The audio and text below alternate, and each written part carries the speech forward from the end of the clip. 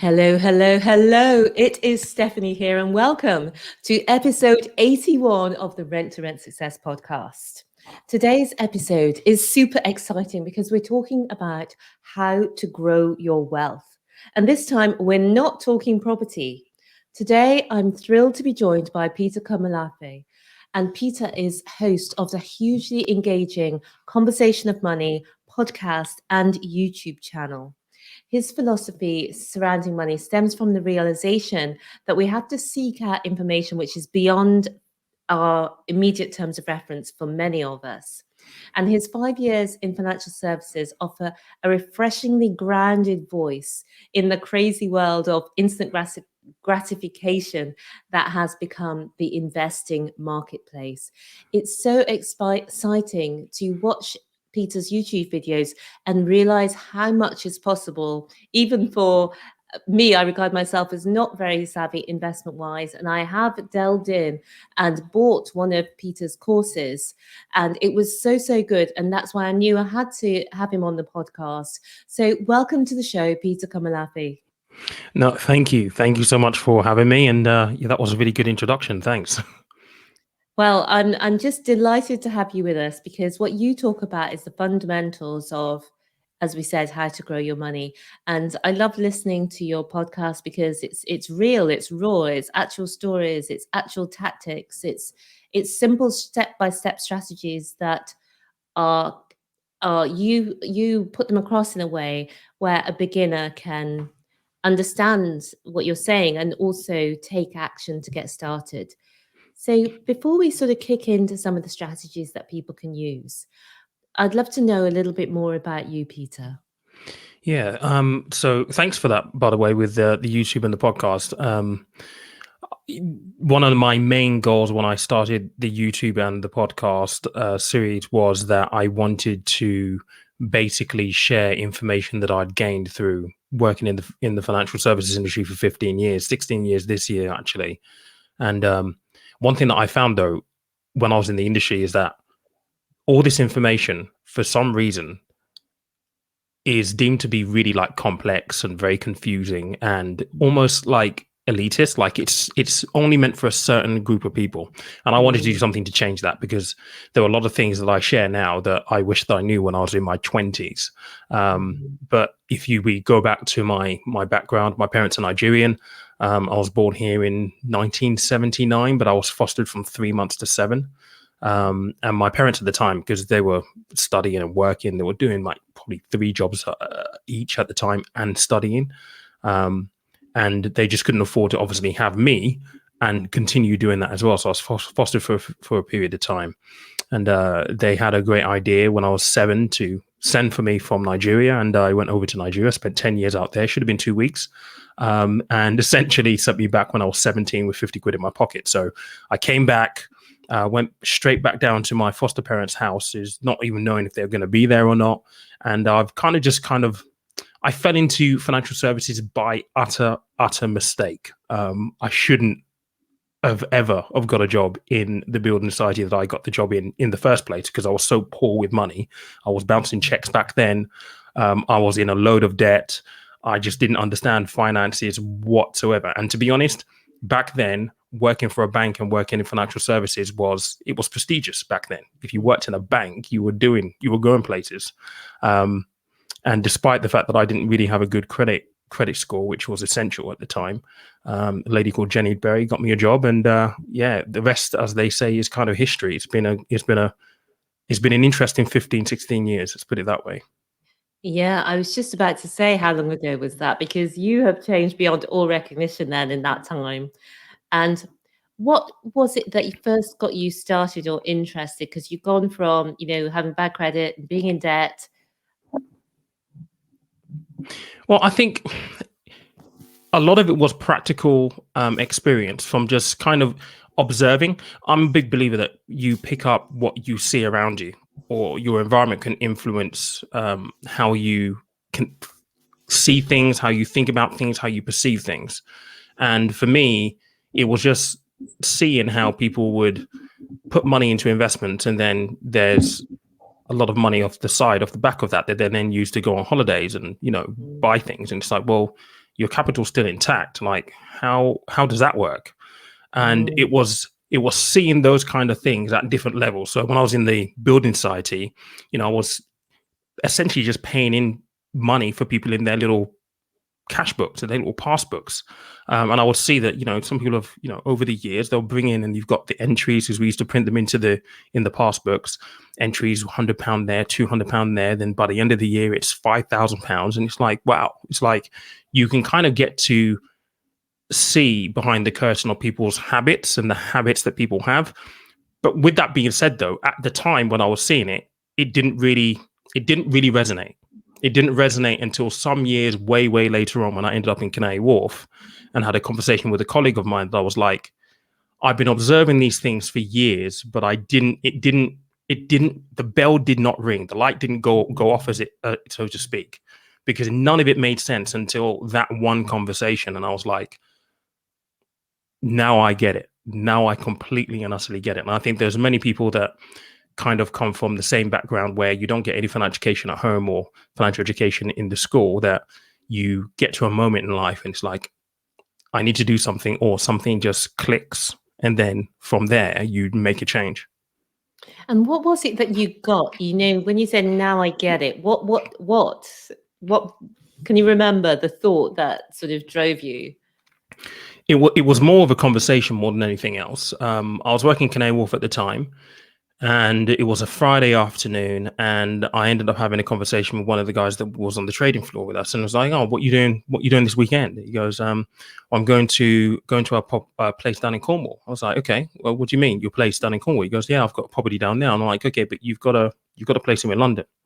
"Yeah, I've got a property. I've got a second home in Cornwall. So we go there over the weekend, and we spend maybe some of the summers out there. It's really, really beautiful. You should come down." I'm like, "Okay, cool." And I'm like, "Okay, so he's got 2 properties." And at the time I was doing really, really well, but I wasn't thinking in the same kind of like, I wasn't thinking with the same mindset. My mindset was, well, we do really, really well. I buy really nice suits and nice watches and enjoy myself.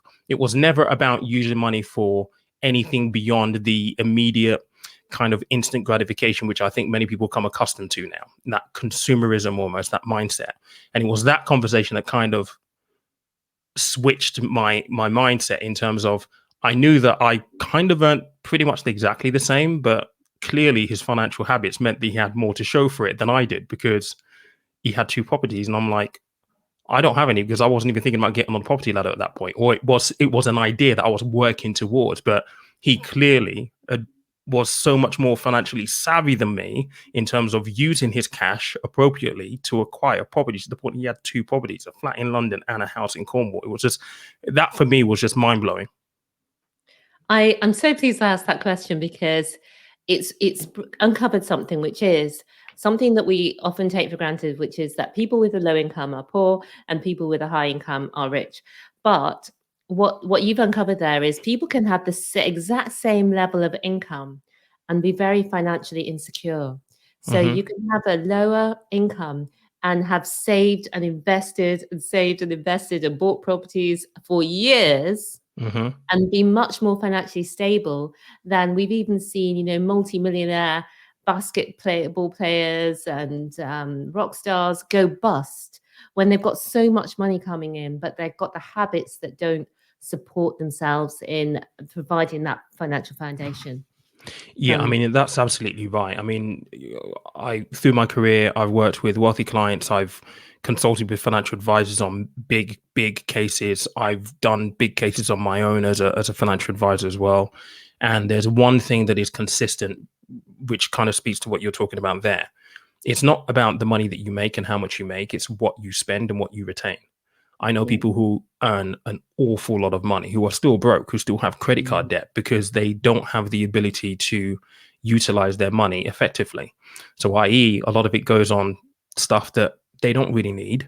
And they have a lot of debt. So even though they are earning 50, 60,000, I know one guy who was earning, in the region when I was advising, he was, earning 200 grand a year. And he had no money and huge credit card debt. And it's like, how are you spending this?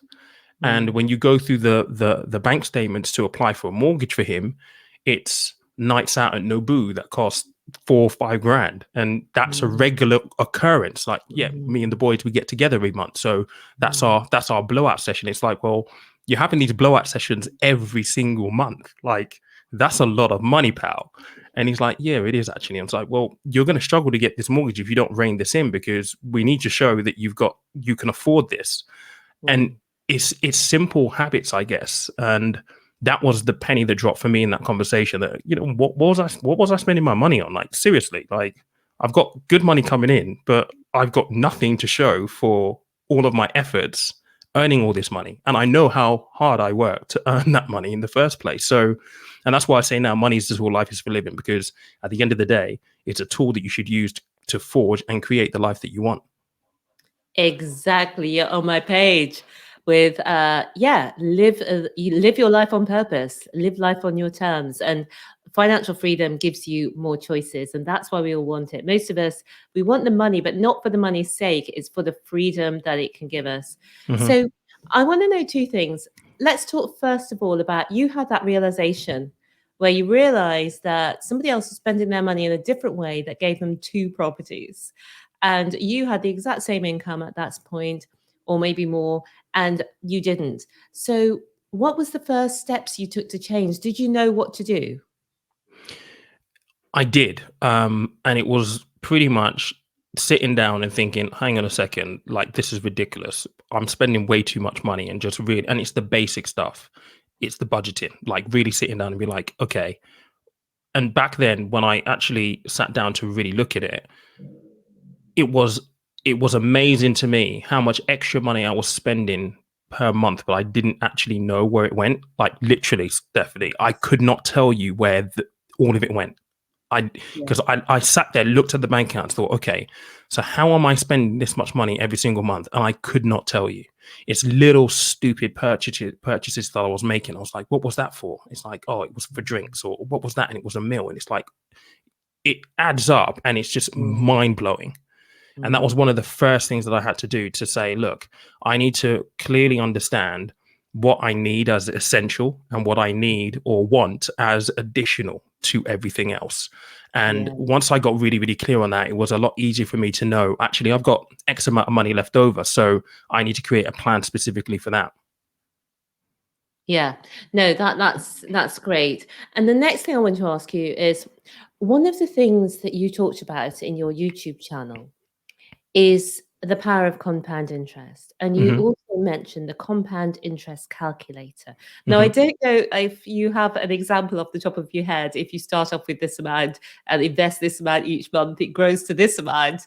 But I was blown away by the compounding. And it's just so exciting. So I'd love to know, if you have an example, I'd love to know that. Or if other people are having the same awakening that you had, and they're thinking of getting started with investing in stocks and shares, I'd love for you to give some insights of where to start with that. Yeah, so I mean, compound interest is the 8th wonder of the world. And if we knew about this kind of stuff, I think in school, we would take it a little bit more seriously. And I coach, basically. I have coaching sessions with clients. And a lot of the time, for people who are just starting out looking to invest, one of the first things I ask them is, okay, what are your goals? What are you doing this for? And what timeline are you working towards? Because when you start getting into the conversation of compound interest and what it basically does over the long term, the numbers are incredible. And with compound interest, time is your friend. So I started my YouTube channel and I started the podcast really to kind of speak to those who are maybe just in their 20s, early 20s or so, and to really get them to think about, okay, so investing may sound complicated. It may sound confusing. In some circles, it's classed as sexy because of the way it's spoken about.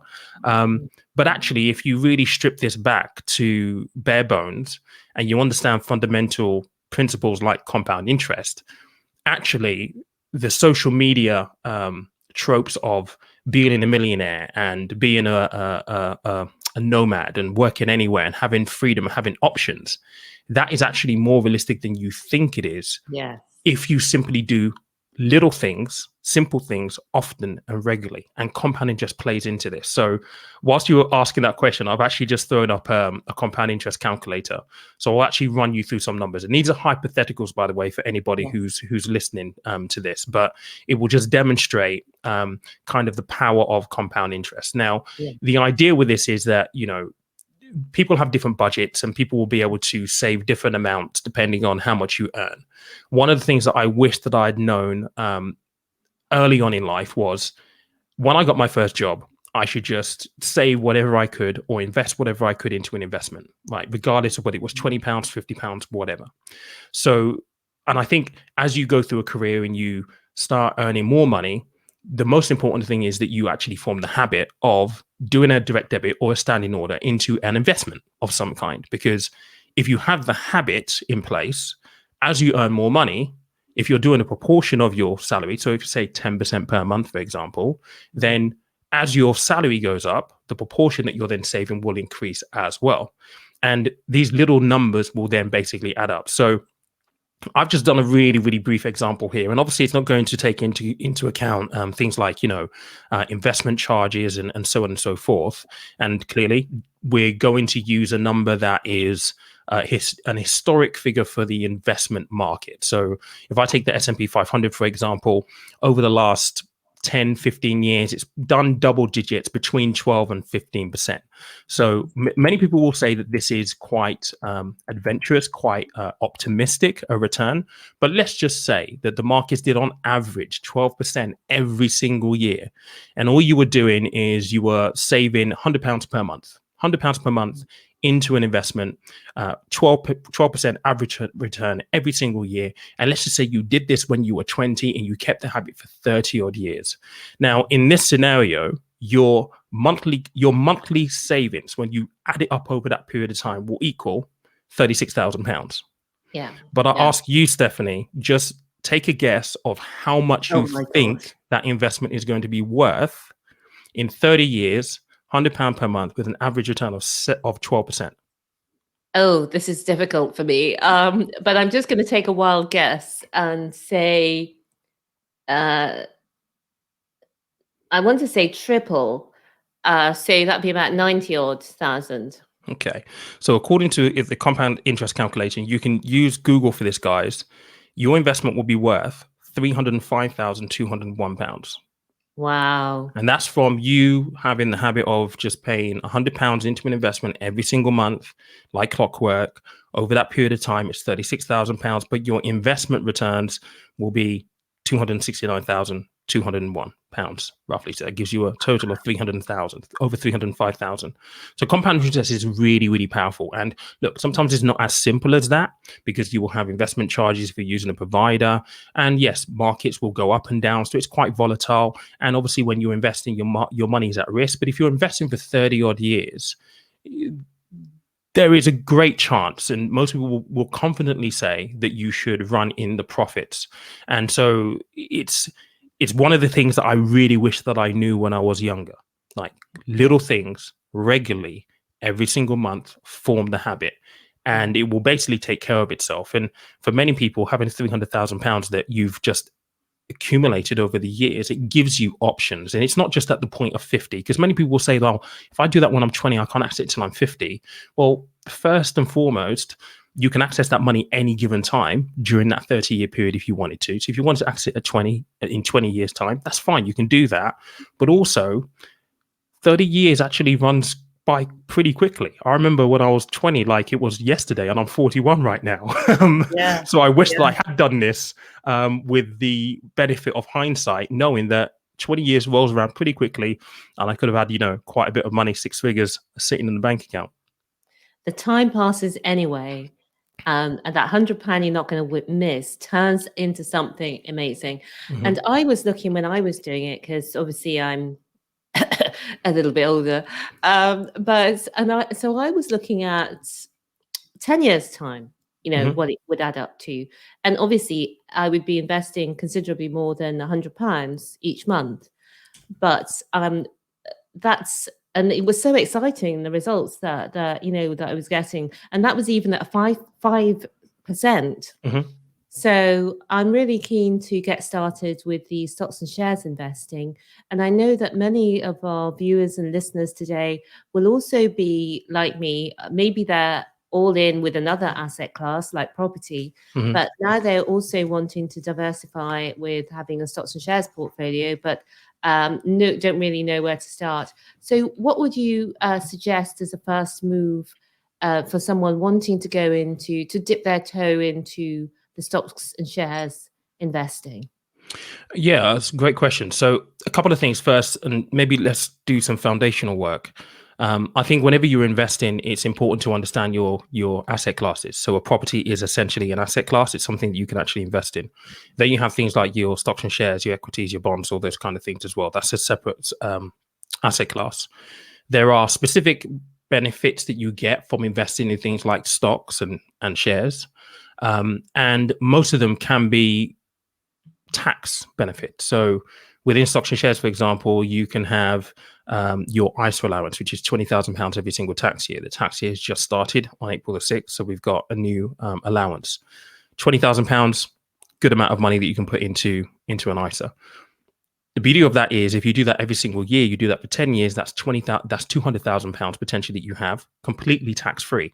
And when you take an income from an ISA, the income is also tax free. So if you're trying to manage your tax position, instruments like that are really, really handy as well. Other things that are worthwhile noting is that if you invest in stocks and shares, you also get things called dividends allowance and capital gains allowance. So you can earn a certain amount in dividends and returns over the course of a tax year and pay zero tax on it. So if you're the kind of person where you've already got properties and you're looking to diversify your investment strategy, you can use stocks and shares as a way to improve your income, but also lower your your tax take to HMRC effectively by using the right instruments. If you wanted to get really, really technical, you can also use things like VCTs and EISs that will essentially give you a check back from the government, 30% instantaneously of the amount that you actually invest in as well. And this is what some of the footballers will be doing, where they're earning, £120,000 per week. They'll be putting money into these kind of ventures because they get a 30% check back from HMRC upon their investment. So with those kind of things, you need to take a little bit of advice and make sure that you're picking the right options. But I think it's really important to acknowledge that there are definite tax benefits when it comes to things like stocks and shares when you're looking at the different asset classes. Not to mention, one of the big things that will be important for many people in property is the fact that you can also mitigate, or there are things that you can do to help you mitigate inheritance tax within your investments as well. So things like your pensions are outside of your estate for inheritance tax purposes, unless you've got maybe property in things like an SPP, a special purpose vehicle, or a limited company, that forms part of your estate. So to start off with, think tax efficiency. That's always my rule. Tax efficiency first. That's the first thing you need to consider. And then beyond that, if you are completely new to this, a couple of other things that are really important to know. You need to be really, really clear on what your goal is. So how does you investing in stocks and shares fit into your overall picture? Particularly if you already have quite a good property portfolio, or you know that you're on a mission to actually build a property portfolio. How does it fit into that wider picture? Once you know that what that is, then it's all about understanding, right, how do these things actually work in terms of they're very, very volatile sometimes. Capital is at risk. So how do you manage your risk? What's your risk profile? So on and so forth. Uh, try and get familiar with some of the language that we use. So asset allocation, asset classes, those kind of things, diversification. Try and find out what those things essentially mean in practicality. There's lots of stuff on my YouTube channel that will help people with that. So you can watch videos for free that will explain how to diversify risk and so on and so forth. And then from there, it's really just for you to decide how you want to actually invest. Do you want to do it on your own? That's completely fine, but you need to have obviously enough time to be able to understand what it is that you're going into. Or do you want to elicit some help in a professional advisor to help you construct a portfolio that will meet your needs? Those are the first few steps that I would recommend for anybody looking to get started with investing.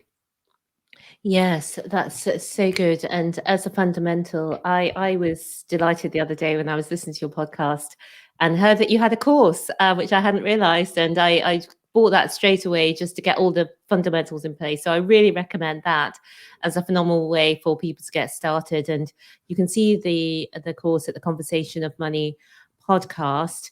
And also you can also contact Peter for consultations about what's the right stocks and shares for you, what's the right platform for you to use for investing. And depending what your goals are, Peter will be able to give insight onto what strategy to take, which I know that I will find super helpful, just because when in the property strategy, I can see how many people try to DIY, but they don't really know what they're doing. Yeah. And that's okay. We all learn from somewhere. But what I love is going the shortcuts. So although I'm not expert in this area, I can use, your expertise and come to you and have my own insights and thoughts about it, but also have the voice of experience and somebody who's been there and done it before, and will be able to see things that I won't be able to see. Yeah, absolutely. And I think, on coaching is a funny thing.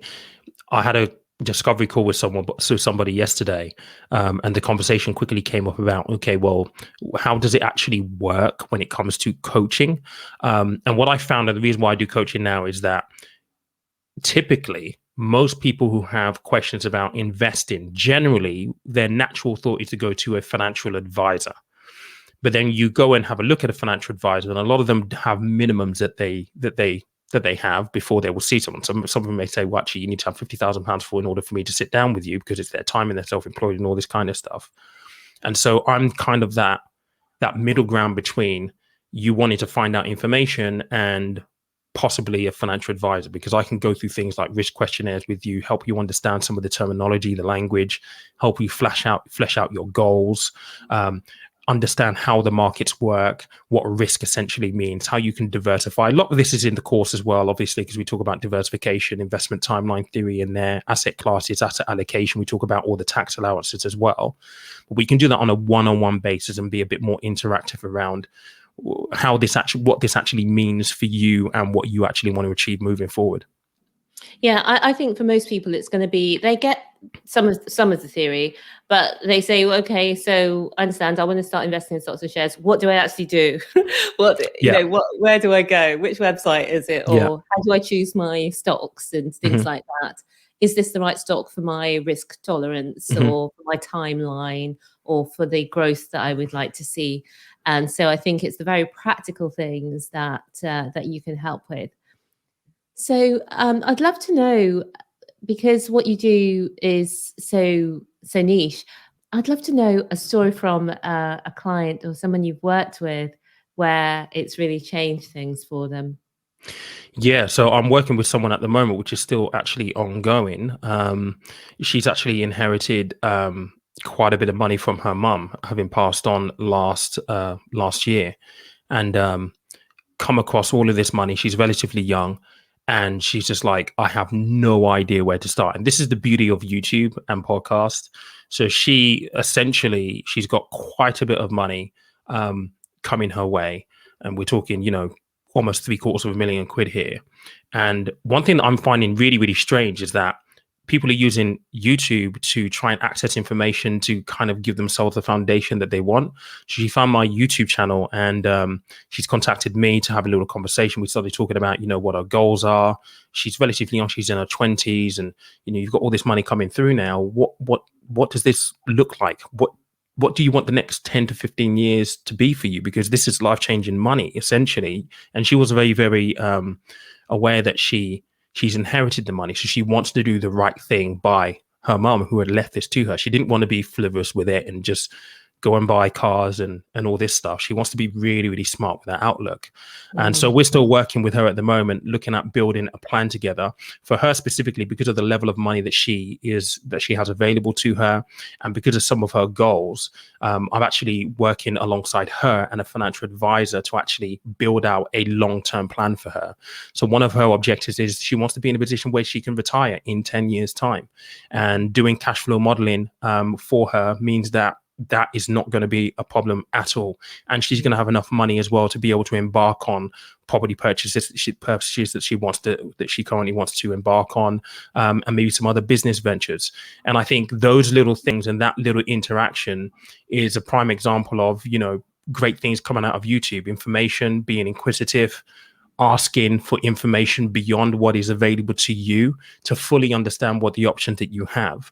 I mean, ultimately for her, we're going to show her, right, this is what your goals are. This is the path to help you achieve your goals. This is how we're going to hopefully future-proof this with cash flow modeling and so on and so forth. But ultimately, the choice is hers. But now she knows what the options are for her to take.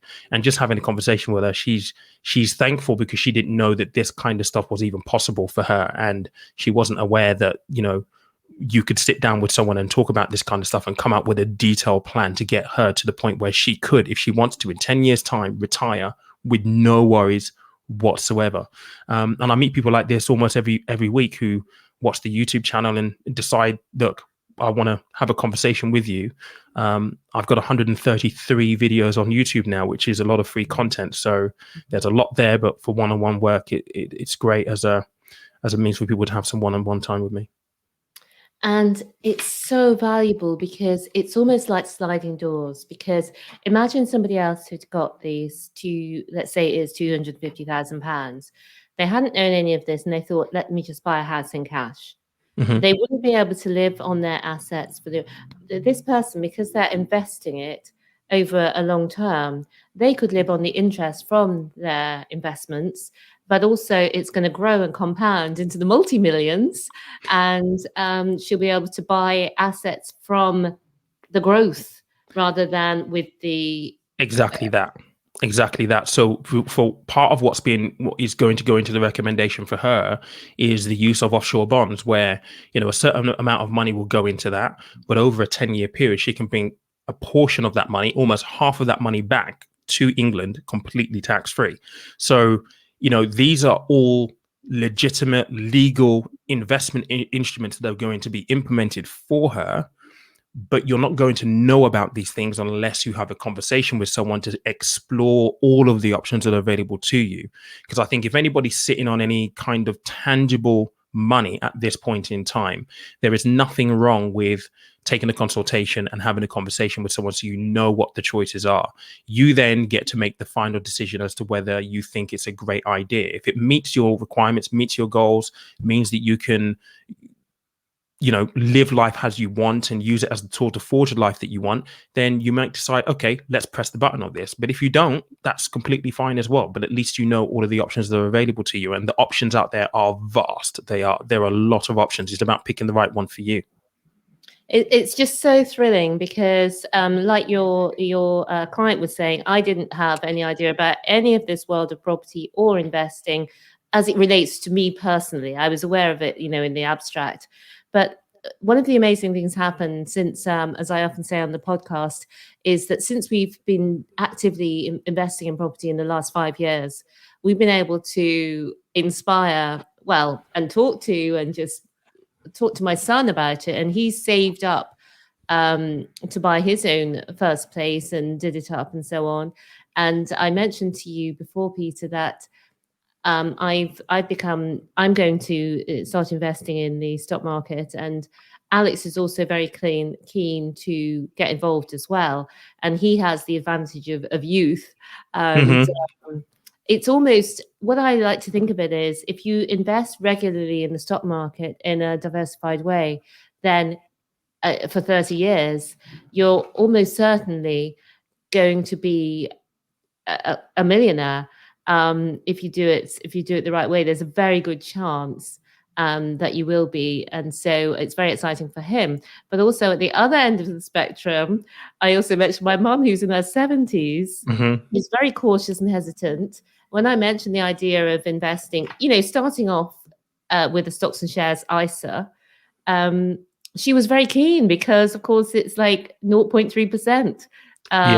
She's getting at the moment. So it's going to be a family thing that we're all getting started in. So we're very excited, and thank you so much for coming on and sharing all this with us. Before you close, though, I'd love to know if there's what you're excited about investment wise at the moment. What kind of things are you doing in investment wise? My strategy to invest in is, some people will call it really boring. I kind of take like a core satellite approach, which means that I've got money in funds, and then around the periphery of that, I call it almost like the solar system and nine planets. So like my core is in funds. That's where most of my money sits. Then I have individual stocks that sit around that, which are kind of like the planets in the solar system, essentially. And that's my personal approach, because I'm investing for the long term, essentially. There is a difference between buying funds and buying individual stocks. On social media now, everything, buying individual stocks is the rage, is the sexiest thing out there. But I think that in order for you to go and buy a specific company, what isn't being spoken about on social media is that you need to absolutely understand what you're doing. Because the way I explain this is, you go into Tesco's and you want maybe a tin of baked beans, for example, and you just go to one aisle when you've got the entire store that could be packed with baked beans. And it's almost about, trying to spread your risk and not putting all your eggs in one basket. So people are buying individual stocks. So they're talking about Tesla, for example. That's a massive stock that people are talking about. You want to buy Facebook, Apple. You need to make sure that these are companies that match your original intent when you started. Whereas investing in funds, it's kind of, having a big basket of companies that you put money into. So my approach is, it's a little bit boring because I have the big basket, and then for companies that I really do like, I have individual exposure to those businesses as well. I'm very, very excited about some of the stuff that's coming out at the moment in the genomics field. Very, very excited about that. That's in kind of like biotech and everything. I've got sickle cell disease. I was born with it. It's not as bad for me. I've been very, very lucky over the years not to suffer any crises over the last 20 odd years, maybe just one in 20 years. But the work that they're doing there in curing cancers, sickle cell disease, diabetes, and blindness is really, really, really exciting. If there's a breakthrough in that field, that is going to be phenomenal. It's going to be absolutely huge. Yes, absolutely. Well, thank you so much, Peter, for coming and sharing your insights today. I just want to also give a shout out to your Instagram feed, which has loads of gems, and that you go live so often. So you can find Peter at Conversation of Money. Anything that we need to know about your Insta, Peter? What goes on over there? Instagram, it's evolved over the years. I think this is my third year on Instagram or something like that at the moment. Now I just generally use it for live. So I will pop on maybe once or twice a week and basically talk about something that maybe is in the news, and generally just take questions from people. So people use it as a tool to ask me questions, which I'm more than happy to answer. Brilliant. And is there anything you'd like to leave people with, maybe that I haven't asked you today, to perhaps inspire people who haven't thought about stocks and shares investing to get started? I would just say that don't be afraid of the language that you might come across, and don't feel as though. So the biggest misconception is that, and this is one that has been long lived and I hope is being eradicated now with the work that I do and so many others in this field. Do not think that investing is for wealthy people, because it's not. It is for everybody. You can access investment now for like £1. When I was 18, 19 in my 20s, you need to have £5,000-10,000 to even get started. The barriers to entry are being completely removed. Delve deep into it. Just be inquisitive, ask questions, go and watch some videos. There's lots on my YouTube channel, and try and make sure that you make it a point to implement it into your financial plan. And that's just literally, even if it's £5 a month, get it into an investment, into an ISA of some kind, and just form that habit. And trust me, the choices that you'll have later on in life will be life-changing, because it is really life-changing. This is how wealthy people have created wealth for years. property and investing, specifically in the stock market, looking for opportunities, market crashes, so on and so forth. The stuff that scares normal people. They like this stuff. Talk about market volatility, market crash. They're all there sitting there rubbing their hands thinking this is where we make the money. It's all about the education. So don't be shy to seek out information and be inquisitive. I love that. Seek out information, be inquisitive, let the magic of compound interest work for you, not against you, because all those investments you don't miss. That's the thing. You don't miss them in the now, but it makes such a huge difference, even 10 years and more into the future. So thank you so much, Peter, for joining us. It's been a pleasure to have you with us. Thank you for watching and for listening. That's it for this week, guys. Until next week, believe bigger, be bolder, be a game changer. See you soon. Bye for now. Bye.